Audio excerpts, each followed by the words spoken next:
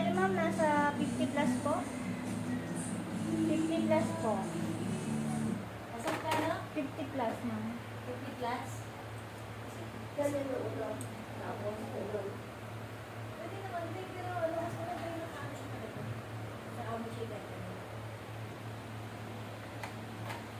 Nakaganon? Ma'am, nakaganon? Oo, sila yung mas mula. Ako mas dito, nakasama. Mas maganda yung buhok mo ganyan na lang. Yung kay Noy, Bagay. kulay na lang.